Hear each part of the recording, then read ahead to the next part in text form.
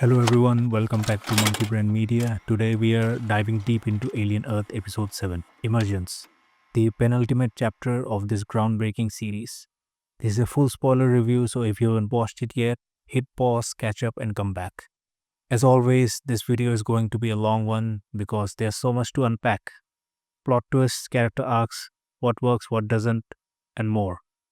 Let's break it down.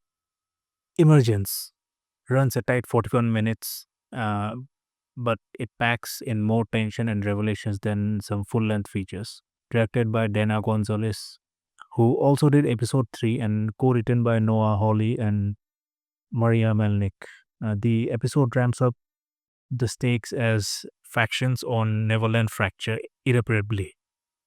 The official podcast describes it as the moment where all the threads collide, emphasizing the escape plans, betrayals, and the shocking emergence of new threats. Holly shares that he wanted this penultimate episode to feel like a pressure cooker, building emotional and horrific intensity towards the finale. And boy, does it deliver. Title Emergence isn't just about the chestburster scene, it's about truths emerging, alliances breaking, and characters' true nature coming to light. Gonzalez talks in the podcast about balancing the episode's fast-paced action and intimate character moments, using the island's tropical setting, think Jurassic Park meets Alien Dread, to heighten the claustrophobia despite the open spaces. The score plays a huge role here, with eerie, pulsating themes that undercover the growing horror. Let's start with the main threads.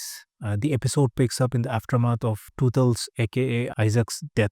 From episode 6, plunging Prodigy into lockdown. Hybrid trackers are disabled, giving our characters a brief window of freedom, but also unleashing chaos. Boy Kavalier, the detached Prodigy leader, is more fascinated by the image aka T-ocellus than the human or synthetics. In one of the episode's standout scenes, Kavalier tests the creature's intelligence by asking it to tap out the digits of pi. The creature responds it in its own snarky ways by taking a dump, proving it's not just a beast but it's the sentient force. Holly reveals in the podcast that this moment draws from the original Alien, updating it to explore themes of scientific hubris. Cavalier plans to use a bold cleaner as a new host for the parasite for better communication, then decides of someone else. Just me speculating, he might be thinking of Dame Sylvia, the psychiatrist. Meanwhile, Smee reluctantly and hesitantly joins Slightly, tasked with the grim job of transporting the face-hugged Arthur Sylvia to the beach. This is the part of Slightly's deal with Murrow from Whale and Yutani, aiming to use Arthur as bait or leverage. While escaping the facility, they are confronted by Kirsch, as Kirsch is, in his ever cold and calculating manner, guides them to the escape through the service elevator. In this scene, we find Kirsch acting against Prodigy, but had ulterior motives, as we get to know in the end. The journey through Neverland's jungle is tense, with the duo dodging Prodigy troops. Arthur in his final moments shows heartbreaking empathy, asking about Slightly and Smee's well-being. Even as the chestburster stirs, kudos to the actor playing Arthur. He really conveys empathy and care towards the kids. In fact, this scene has to be the episode's peak, acting and emotion-wise. But honestly, the chestburster scene could have been shot better. Even though the scene takes place in the broad tropical daylight, it could have been shot without too many quick cuts. When it finally emerges, it's a classic Alien gore fest, practical effects at its best, as Gonzalez praised in the podcast for grounding the horror. Arthur's body is unceremoniously discarded by the mercenaries sent by Yutani, accompanying Murrow. On the other hand, Wendy, the synthetic hybrid, with her brother Joe Hermit, plot to flee Neverland, shaken by Isaac's death.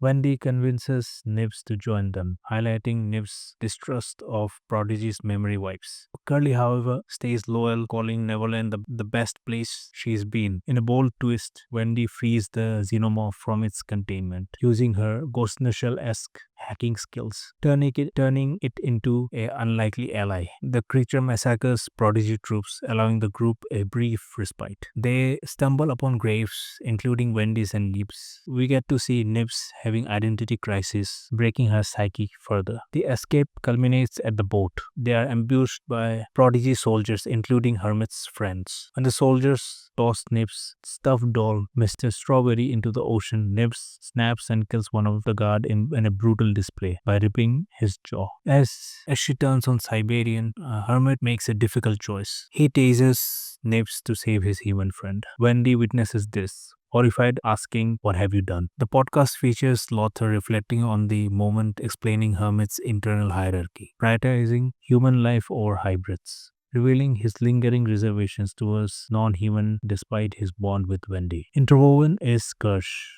who rescues Slightly and Smee from Moreau's forces. Kirsch corners Weyland-Yutani mercenaries, but Moreau warns, "This isn't over." To which Kirsch retorts, "Nothing ever is." Holly hints in the podcast that Kirsch is playing a longer game, possibly aligned with Boy, but with his own agenda. Him helping Slightly and Smee was just a ploy to capture Moreau and his forces. Even though this is what the show wants me to derive from this, in my honest opinion, it seemed a bit rushed and not convincing. This episode shines in revelations as the podcast guests note how far everyone has come since episode 1. Wendy emerges as the emotional core, her arc shifting from vulnerable hybrid to hybrid rebel. Chandler's performance sells the eerie calm as she bonds with the xenomorph, controlling it in a really cool way. Some veteran fans might find this sequence straying away from the xenomorph classic nature of being a ruthless, unstoppable machine, the perfect organism. Holly discusses the risky choice, saying it divides fans but deepens the themes of alliance and monstrosity. Does the xenomorph consider Wendy as Queen Alien? What do you guys think? Comment and let me know. Joe Hermit, in his decision to shoot Nibs, exposes his bias, prioritizing humans over hybrids. Lothar shares in that podcast that this stems from Hermit's reservation that maybe the ill-fated kids are already dead. Maybe the hybrids are just a mere copy of the kids' memories, except Wendy, setting up the final conflict. Similar to how in Blade Runner replicants were given memories to make them more stable and human. Nibs' background is tragic.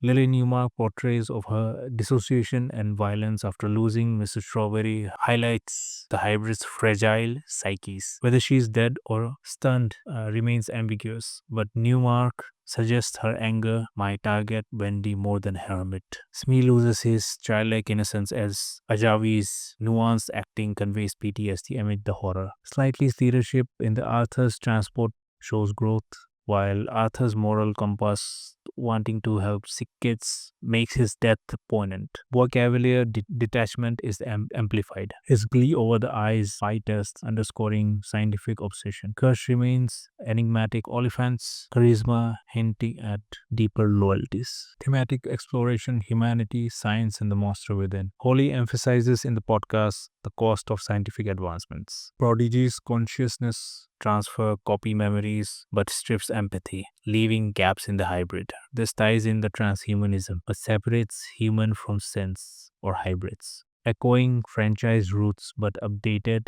for Earth's setting. Betrayal and loss of the innocence permeate from Smee's trauma to the fracturing Lost Boys. Corporate exploitation is rampant, with bodies discarded like trash. The director Gonzalez notes using daylight horror to subvert expectations. But I don't know, as someone who comes from a visual effects background, I'm especially disappointed at the practical scenes, as they could have been shot more cleverly. Hanging up a practical dude in a monster suit on a tree in broad daylight is rough. I think this episode was heavily edited out due to the clear budget constraints. It's more apparent comparing with episode 6's CG Xenomorph.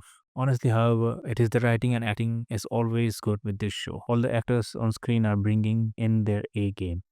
Speculations on Alien Earth final episode based on the trailers. It seems like the plant creature is finally active. We see a glimpse of something creepy, starfish-like moving inside the lab in one of the shots. So it is a fauna after all, as speculated by Kirsch in episode 2. The most unassuming of the creatures might turn out to be the most horrifying. The xenomorph leaping around still kinda looks shoddy, but yeah, what can we do? It is gonna be what it is.